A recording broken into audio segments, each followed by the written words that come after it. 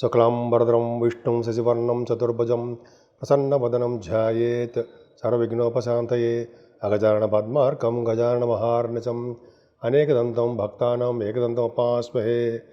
ఓం గం గణపతయే నమః. ఓం శ్రీమాత్రే నమః. ఓం శ్రీ గురుభ్యోం నమః. మా ఆది ఆస్ట్రాలజీని చూస్తున్న మీ అందరికీ, అలాగే ఫారిన్ కంట్రీస్లో ఉంటూ నాకు ఫోన్ చేస్తూ నా చేత జాతకాలు చెప్పించుకున్నటువంటి మీ అందరికీ పేరు పేరున నా హృదయపూర్వక నమస్కారాలు. మనం ఇప్పుడు జూన్ 29 నుంచి జూలై 5వ తారీఖు వరకు కూడా ఆ వారం రోజులు గ్రహాల ప్రభావం తెలుసుకుందామండి. దానికంటే ముందర నా పేరు వాడరేవ్ ఆదినారాయణరావు శర్మ. నేను ఏసీఎంఏ అండి, క్వాలిఫైడ్ కాస్ట్ అకౌంటెంట్. నేను సిఏ అలాగో ఐసీడబ్ల్యూ కూడా అంతే, క్వాలిఫైడ్ కాస్ట్ అకౌంటెంట్. ఏసీఎంఏ అంటారు, అసోసియేట్ మెంబర్షిప్ కూడా ఉంది. అంతేకాకుండా నేను ఎంఏ ఆస్ట్రాలజీ కూడా చేశానండి. నేను ఫస్ట్ స్టార్టింగ్లో 2000లో చేశాను, 2001 అప్పుడు చేశాను అనుకోండి. సరే, ఏదేమైనా అవన్నీ పక్కకు పెడితే ముఖ్యంగా నేను నా ఫోన్ నెంబర్ గురించి చెప్తాను ఒకసారి. నా ఫోన్ నెంబర్ అండి, సెల్ నెంబరు 7075389589, 7075389589. మీ జాతకాలు చెప్పించుకోవాలనుకుంటే, లేదా మీకు ఏమైనా ప్రాబ్లమ్స్ ఉన్నా వాటి గురించి, అయితే మంచి మంచి ముహూర్తాలు పెట్టించుకోవాలన్నా మీరు నేను మా ఆది ఆస్ట్రాలజీని సంప్రదించండి. సందర్శించడం కష్టం అండి, సంప్రదిస్తే మేము తప్పకుండా నేను పరిష్కార మార్గాలు అవన్నీ సూచిస్తాను. అంతేకాకుండా నా వీడియోలు మీకు నచ్చితే లైక్ చేయండి, షేర్ చేయండి, సబ్స్క్రైబ్ చేయండి. మకర రాశి వాళ్ళకి ఈ వారం అద్భుతంగా ఉంది. ముఖ్యంగా రాహు మీకు ద్వితీయ బలం ఉన్నప్పటికీ ధనప్రాప్తిని కలిగిస్తాడండి. ఆయన గురుడు చూస్తున్నాడు, కుజుడు చూస్తున్నాడు కాబట్టి ధనం సమృద్ధిగా ఉంటుంది. కాబట్టి ఉన్న ఊరు నుంచి దూరంగా ఉండడానికి అవకాశాలు ఉన్నాయి. మకర రాశి వాళ్ళకి శనీశ్వరుడు 3వ భావంలో ఉండడం వల్ల చక్కగా ప్రయాణం చేస్తూ సరదాగా ఎంజాయ్ చేస్తూ మీ తమ్ముళ్ళని చెల్లెళ్ళని చూసుకుంటూ వాళ్ళతో సరదా కాలక్షేపం చేస్తూ హాయిగా ప్రశాంతమైన జీవితం గడుపుతూ ఉంటారు. ప్రయాణాలంటే మీకు బాగా ఇష్టము, జర్నీస్లో బాగా మీకు సక్సెస్ చేస్తూ ఉంటారు, ఆనందంగా ఉంటారు. ఏదైనా పంచమ స్థానంలో శుక్రుడు మంచిదే.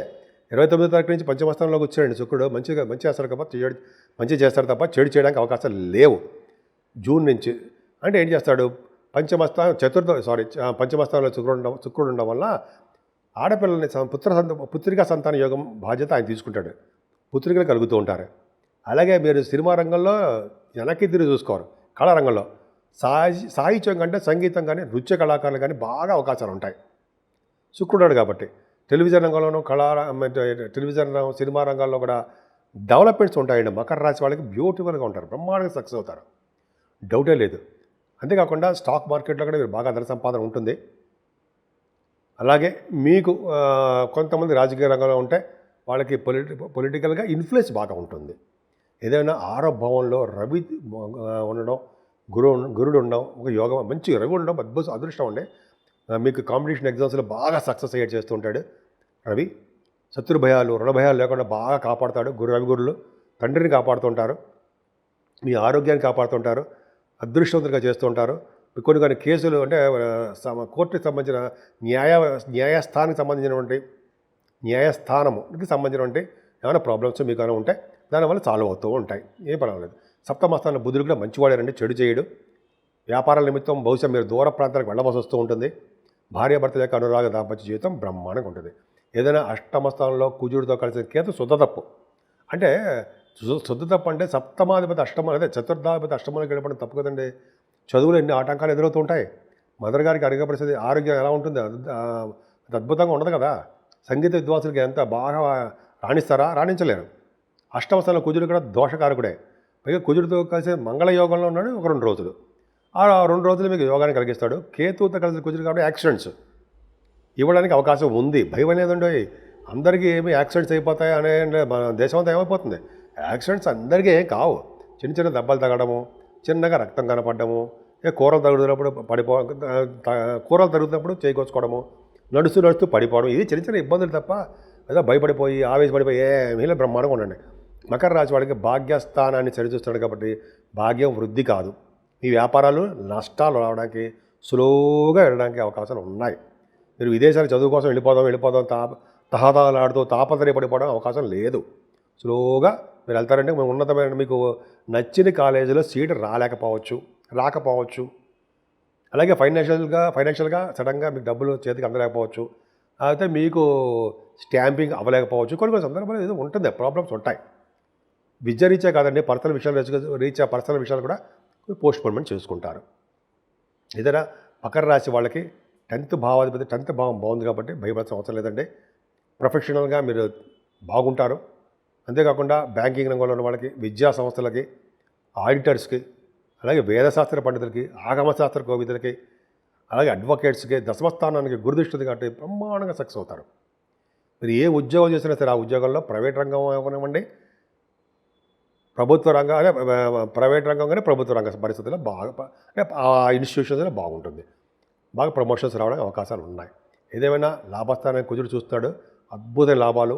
మీరు రియల్ ఎస్టేట్ రంగంలో దూసుపోవడాలు ఎక్కువ అవకాశాలు ఉన్నాయి. అంతేకాకుండా 12వ భావాన్ని కూడా గురుడు చూస్తున్నాడు కదండి.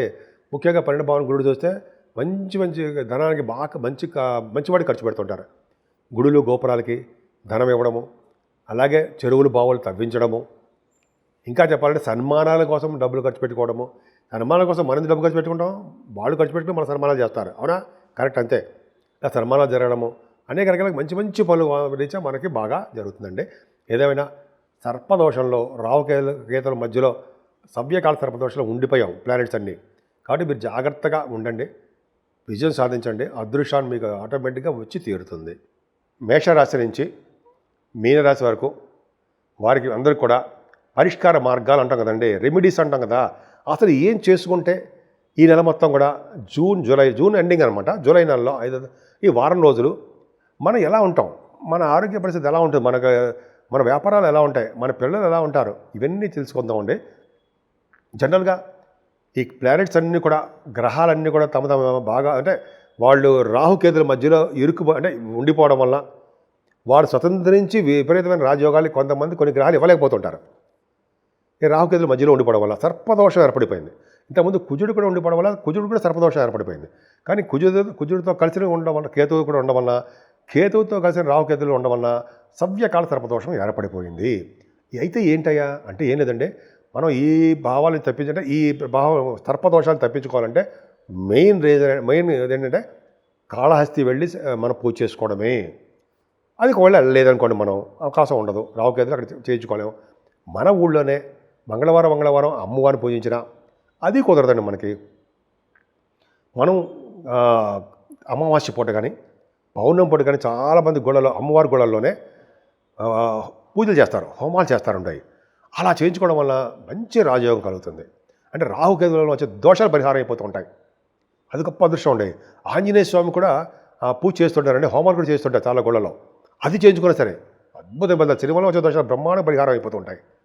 కేతువు ఏంటి, అప్పుడు కూడా ఇబ్బంది పెడుతూ ఉంటాడు. ఆయన మంచి వాటికి కూడా చిన్న ఇబ్బంది కలగడానికి అవకాశం ఉంటుంది. అందుకనే ఎవరైతే గణపతి ఆరాధన చేసి సుబ్రహ్మణ్య స్వామి పూజలు చేస్తూ ఉంటారో, అంటే పౌర్ణమి పూట కుదరపోయింది, వినాయకుడికి మనం దండ పెట్టుకోలేము, పౌర్ణమి పూట పైగా పౌర్ణమి తర్వాత రోజు వచ్చే చవితి పూట అందాం. పౌర్ణమి చవితి సంకటహర చతుర్థి అంటాం. ఆ రోజు గరిక స్వామివారికి సమర్పించిన మల్లె పువ్వులు వినాయకుడితో సమర్పిస్తే వాళ్ళు అద్భుతమైన ఫలితాలు ఉంటాయని చెప్పి అంటారు, సందేహం లేదు. అలాగే సుబ్రహ్మణ్య స్వామి ఆరాధన చేసుకున్న, ముఖ్యంగా శివుడికి మల్లె పువ్వులతోటి, అలాగే తులసి దళాలతోటి, మారేడు దళాలతోటి ఎవరు పూజ చేస్తారో వాళ్ళ ఇంట్లో స్థిరమైన లక్ష్మి ఉండడమే కాకుండా సంపూర్ణమైన ఆరోగ్యవంతులుగా ఉంటారు అని తెలుస్తోంది. అంతేకాకుండా వెంకటేశ్వర స్వామి ఆరాధన చాలా ఇంపార్టెంట్. కలియుగంలో పూజించవలసిన దేవుడు ఎవరంటే వినాయకుడు, అమ్మవారు, అలాగే వెంకటేశ్వర స్వామియే.